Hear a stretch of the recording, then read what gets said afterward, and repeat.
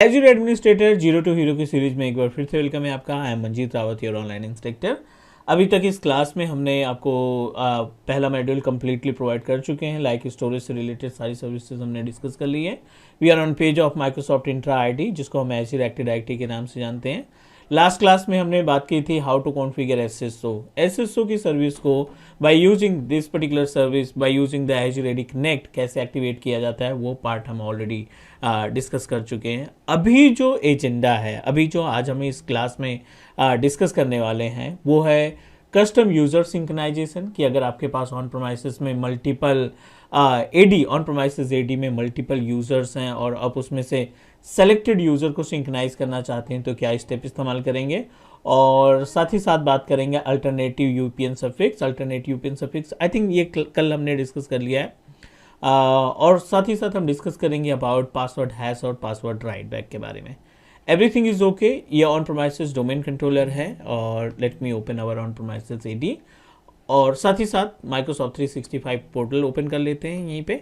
Not 365, Azure active directory यानी Microsoft Azure का portal open कर लेते हैं and will try to perform the remaining task. जो एजूर एडी से रिलेटेड रिमेनिंग टास्क है उनको कंप्लीट करते हैं।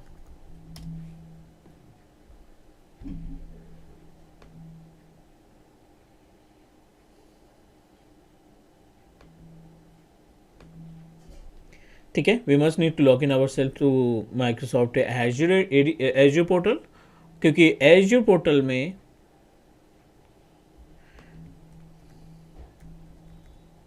ठीक है, एजूर पोर्टल में हमें वो सारी सर्विसेज अवेलेबल हो जाती हैं, मीन्स जो एजूर एडी या माइक्रोसॉफ्ट इंट्रा आईडी के नाम से जानते हैं। This is our Microsoft Azure portal. और मेन वाइल ये अपना ऑन प्रोमाइसेस एडी है, इसको लॉगिन करा लेते हैं।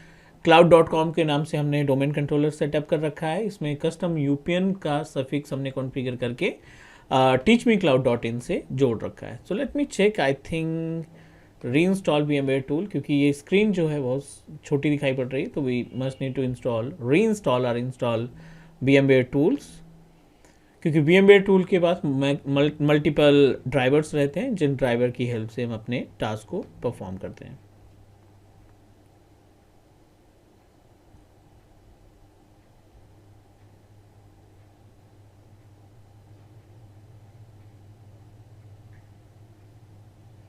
क्योंकि इस सिस्टम पे अभी इंटरनेट भी नहीं चल रहा है, तो विल चेक कि क्या रीज़न है जिससे ये वजह से इंटरनेट नहीं रन कर पा रहा है। So let me check ncpa.cpl और वेरीफाई करते हैं कि इसमें जो आईपी एड्रेस है क्या मैनुअल आईपी एड्रेस है या ऑटोमेटिक आईपी एड्रेस है। ऑटोमेटिक कर देते हैं क्योंकि हमें इंटरनेट एक्सेस करना है। इट्स मैंडेटरी कि आपके ऑन प्रोमाइसेस मशीन पे इंटरनेट रन करना चाहिए।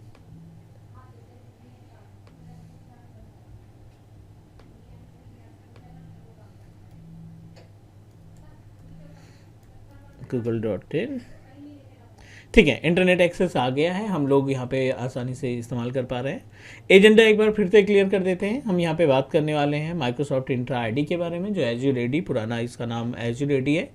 माइक्रोसॉफ्ट इंट्रा आईडी के नाम से हमने माइक्रोसॉफ्ट ने इसका नेम रिप्लेस किया है माइक्रोसॉफ्ट इंट्रा आईडी के नाम से। अब देखिए, पोर्टल के ऊपर हमने जितने भी यूजर्स को सिंक्रोनाइज कर रखे हैं वो teachmecloud.in से जुड़े हैं, क्योंकि अल्टरनेट यूपीएन सफिक्स हमने लगाया था, और अल्टरनेट यूपीएन सफिक्स के जरिए आप अपने नेम को, जो ऑन प्रोमाइसेस का डोमेन नेम है या जो आपने क्लाउड पे डोमेन परचेज कर रखा है, उसको मैच करा सकते हैं। अगला क्वेश्चन ये आता है कि अगर आपके पास मल्टीपल यूजर्स हैं ऑन प्रोमाइसेस पे, मल्टीपल यूजर अवेलेबल हैं, और आप अपने ऑन प्रोमाइसेस यूज़र को, आप अपने ऑन प्रोमाइसेस यूज़र में से कस्टमाइज सारे यूज़र्स नहीं सिंक्रोनाइज करना है, कुछ सेलेक्टेड यूज़र ही सिंक्रोनाइज करना है। So in this case we should know about the procedure कि हम इसको कैसे अचीव करेंगे। So let me show you which is consider as a custom user suffix, custom user synchronisation. On premises AD पे गए, यहाँ पे टूल्स पे क्लिक करते हैं, active directory user and computers पे क्लिक करते हैं। AWS, एज्योर और डेमो, तीन अलग यूज़र हमने ऑन प्रोमाइसेस पे बना रखे थे। I am going to check AWS, Azure, AWS का यूज़र, एज्योर और डेमो, ये तीनों यूज़र्स दिखाई पड़ रहे हैं, but I don't want to synchronize AWS and Azure, हमें इन दोनों यूज़र को सिंक्रोनाइज नहीं करना है। तो ये कहलाता है आपका कस्टम यूज़र सिंक्रोनाइजेशन। और कस्टम यूज़र सिंक्रोनाइजेशन के लिए आपको बहुत बेसिक सा स्टेप इस्तेमाल करना है। आप जाइए व्यू में जाने के बाद एडवांस फीचर्स को एक्टिवेट करिए। जब आप एडवांस फीचर्स एक्टिवेट कर देते हैं तो आपको यहाँ पे एक ऑप्शन दिखाई पड़ जाता है which is lost and found. तो लॉस्ट एंड फाउंड फोल्डर क्या है? लॉस्ट एंड फाउंड एक तरीके का बिल्ट इन फोल्डर है, एक तरीके से ऑर्गेनाइजेशनल यूनिट है जिन यूजर्स को आप सिंक्रोनाइज नहीं कराना चाहते हैं, राइट? जिन भी यूजर को आप सिंक्रोनाइज नहीं कराना चाहते हैं एज्योर एडी पोर्टल पे, आप उन यूजर को सेलेक्ट करो, राइट क्लिक करो, ठीक है। I am going to select, दोनों यूजर को हमने सेलेक्ट किया, राइट क्लिक करके मूव पे क्लिक किया। मूव पे क्लिक करने के बाद लॉस्ट एंड फाउंड OU में हमने इसको ट्रांसफर करा दिया। अब अगर आप एडी कनेक्ट रन करते हैं फिर से, अगर आप मैनुअली, क्योंकि हमें रिजल्ट इमीडिएटली देखना है, अगर आप एडी कनेक्ट की सर्विस को फिर से प्रोसीड करते हो, okay, again restart the services यहाँ पे, क्योंकि बाय डिफॉल्ट हमारी जो सर्विस है वो स्टॉप हो चुकी है। Again we just need to open windows which service, we just need to reactivate, not reactivate, हमें इसको एक बारी फिर से रीस्टार्ट कर देना है। माइक्रोसॉफ्ट एडी कनेक्ट सिंक्रोनाइजेशन को स्टार्ट कर दो आप, ठीक है। जब भी ऐसे कोई इश्यूज आता है तो आप services.msc ओपन करो और इस सर्विस को मैनुअली स्टार्ट कर दो। मैनुअली स्टार्ट करने के बाद एक बार फिर से हम इस एडी कनेक्ट वाले ऑप्शन को ओपन कराते हैं, इस आइकन को ओपन कराते हैं एंड लेट्स सी कि क्या है हमारा एरर रिजॉल्व हुआ। थोड़ा सा टाइम लगेगा because we just synchronization is currently in progress, थोड़ा सा हमें करना पड़ेगा इंतजार और will try to open it again, क्योंकि सर्विसेज को टर्न ऑन होने में थोड़ा सा टाइम लग सकता है।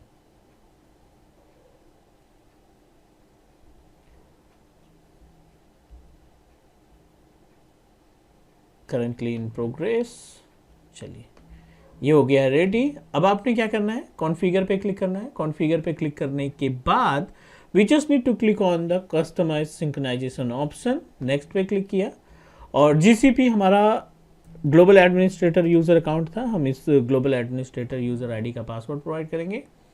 यूजर आईडी पासवर्ड प्रोवाइड करने के बाद it will redirect you on another page, जहाँ पे हमें अपना ऑन प्रोमाइसेस जो भी लिस्ट है सिंक्रोनाइजेशन से रिलेटेड वो आपको इस पैनल पे पहुंचा देगा। Just click next and this is the panel जहां से हम कस्टमाइज करते हैं अपने यूजर्स को कि कौन से यूजर को सिंक्रोनाइज करना है और किस यूजर को हमें सिंक्रोनाइज नहीं करना है। Synchronize all domain and organizational unit, synchronize selected domain and organizational unit, तो हम सेलेक्टेड पे जाएंगे।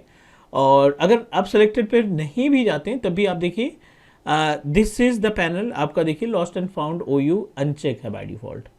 अगर आप गलती से ऑल सिंक्रोनाइज भी कर देते हैं तब भी आपका लॉस्ट एंड फाउंड OU के अंदर जितने भी यूजर्स हैं ना वो सिंक्रोनाइज नहीं करेंगे। अगर वो ऑलरेडी सिंक्रोनाइज हो चुके हैं और आपने अपने यूजर्स को इस पर्टिकुलर फोल्डर में ट्रांसफर भी कर दिया है तब भी आपका यूजर जो है सिंक्रोनाइज नहीं होगा। I am going to proceed with next, अगले स्टेप में जाते हैं, नेक्स्ट पे क्लिक करते हैं। अब आप देखिए यहाँ पे दो पार्ट हमने डिस्कस किए थे, password write back and password hash synchronization के बारे में। तो पासवर्ड हैश क्या करता है, ऑन प्रोमाइसेस का जो यूजर है ना, ऑन प्रोमाइसेस के पासवर्ड को 365 पोर्टल यानी एज्योर एक्टिव डायरेक्टरी के साथ पासवर्ड को सिंक्रोनाइज करने का काम करता है। अगर आपने यहाँ पे राइट बैक को एक्टिवेट कर दिया, ठीक है ना, अगर आपने यहाँ पे राइट बैक को एक्टिवेट कर दिया तो आप ऑथराइज हो जाते हैं अपने यूज़र्स को, जो यूज़र आपने क्रिएट किया उन यूज़र का पासवर्ड आप पोर्टल के थ्रू भी चेंज कर पाएंगे। मैं आपको एक छोटा सा ऑप्शन दिखाता हूँ। AWS यूज़र ऑन प्रोमाइसेस से आ रहा है, एज्योर यूज़र ऑन प्रोमाइसेस से आ रहा है, डेमो यूज़र ऑन प्रोमाइसेस से आ रहा है। अगर मैं इस यूज़र की प्रॉपर्टीज़ पे जाऊँ, सॉरी ये ऑप्शन दिखना स्टार्ट बंद हो गया है। चलिए मान लीजिए हम इस डेमो यूज़र की प्रॉपर्टीज़ पे जाते हैं और try to reset the password. हमने सिंपल सा पासवर्ड रीसेट पे क्लिक किया। ये क्या बोल रहा है, unfortunately the current licensing does not allow you to reset this user password, may be learn more about licensing requirement for password write back. ठीक है, कि एक तो लाइसेंसिंग का पार्ट बता रहा है कि जो करंट लाइसेंस आपके पास है वो अप्लीकेबल नहीं है इस पर्टिकुलर सर्विस का इस्तेमाल करने के लिए। तो एक काम करते हैं, पहले हम राइट बैक को एक्टिवेट करते हैं और राइट बैक को एक्टिवेट करने के बाद फिर से ट्राई करेंगे एंड चेक करेंगे, if required will change the license. Password hash already है और पासवर्ड राइट बैक को हम अभी सिंक्रोनाइज कर देते हैं। कस्टम यूजर सिंक्रोनाइजेशन और पासवर्ड राइट बैक की सर्विसेज को एक साथ हम एक्टिवेट कर रहे हैं। कॉन्फ़िगर पे क्लिक करेंगे, थोड़ा सा इंतजार करेंगे और जैसे ही हमारे 2 यूज़र जो हैं डिसिंक्रोनाइज हो जाएंगे, क्योंकि AWS और Azure यूज़र को हमने कहाँ पे ट्रांसफ़र कर दिया है, अपने लॉस्ट एंड फाउंड वाले पे। तो लॉस्ट एंड फाउंड के OU के अंदर जितने भी यूज़र्स आप मैनुअली ट्रांसफ़र करेंगे, वो यूज़र आपके 360 माइक्रोसॉफ्ट एज्योर एडी पोर्टल पे सिंक्रोनाइज नहीं हो पाएंगे। सो मेक श्योर कि अगर आपको कस्टम यूज़र सिंक्रोनाइजेशन करना है तो you must need to follow this particular option. उम्मीद है अभी जो हम डिस्कशन कर रहे हैं ये सारी चीज़ें आपको आसानी से समझ में आ रही होंगी। हमने राइट बैक को एक्टिवेट किया, हमने पासवर्ड हैश तो फिलहाल बाय डिफ़ॉल्ट रहता ही है, हमने राइट बैक की सर्विस को क्या किया, एक्टिवेट किया। और in this case we have to wait for few more minute और देखते हैं कि क्या हमें यहाँ पे जो टास्क हमने परफॉर्म किया, थोड़ा सा टाइम लग सकता है, but I am going back to Azure AD panel और इस एज्योर एडी पैनल को थोड़ा सा पेज को रिफ्रेश करते हैं। अब देखिए एज्योर और AWS दोनों यूज़र हमारे पोर्टल से गायब हो चुके हैं। I am going to open, यहाँ पे आ जाते हैं और इस यूज़र का पासवर्ड अपने एज्योर पोर्टल से एक्टिवेट करने की कोशिश करते हैं। ठीक है, माइक्रोसॉफ्ट ने बहुत सारे चेंजेस किए हैं, Microsoft did lots of changes. Password write back की अगर हम बात करें, पासवर्ड राइट बैक की अगर हम बात करें तो इसमें जो लाइसेंस की रिक्वायरमेंट होती है वो होती है प्रीमियम 2 की। अगर आप प्रीमियम 2 लाइसेंस को एक्टिवेट कर रखे हैं इस AD के लिए, then definitely you are able to manage your password. You can reset your password through the portal.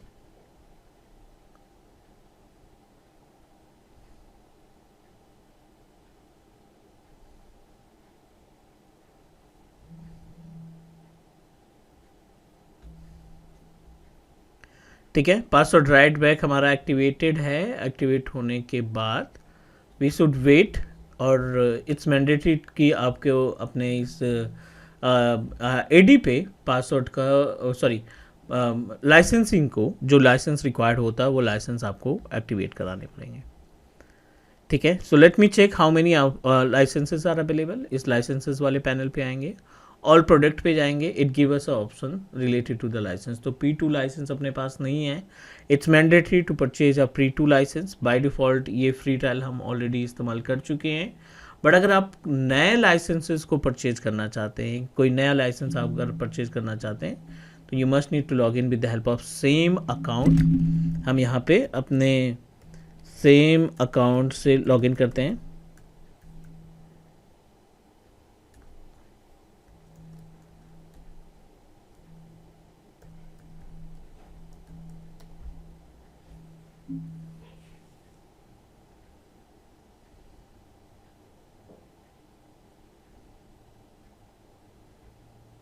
Okay, we must need to configure the license. Free trial तो eligible नहीं होगा, let me check, because we have already utilize it.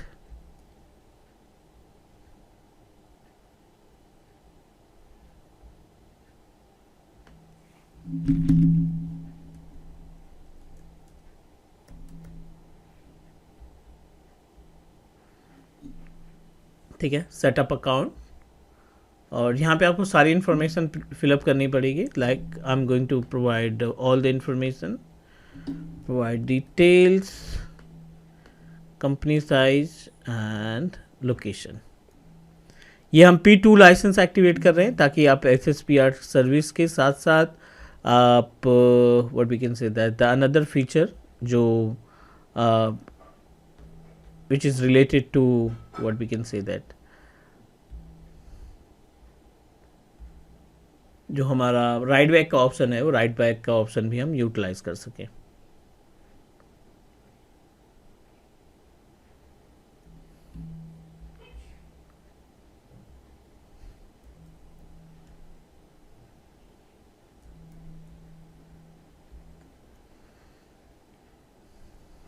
On Microsoft.com 436, कोई दिक्कत नहीं, यहाँ पे हम by default एक हमें URL मिल गया, नॉट URL, एक डिफ़ॉल्ट डोमेन मिल गया जो 365 ने हमें प्रोवाइड किया. We just need to proceed.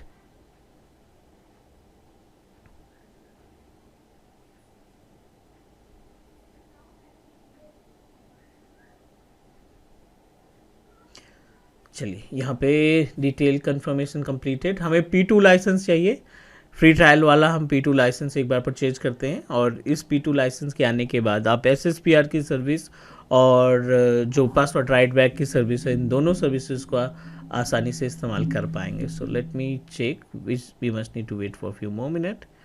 Address information देने की ज़रूरत पड़ेगी यहाँ पे. We just need to provide the information.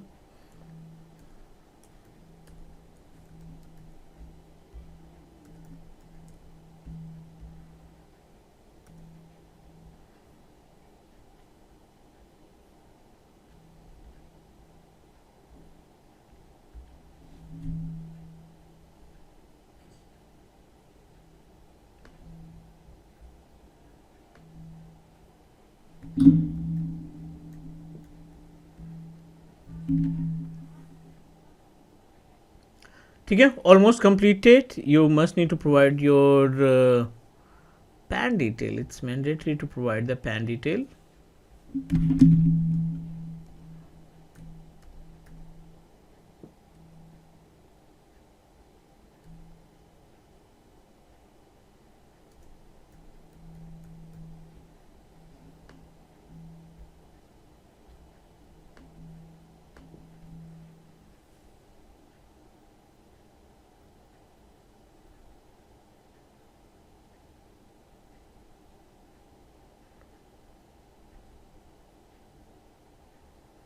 It is in progress. We should wait for a few more minutes.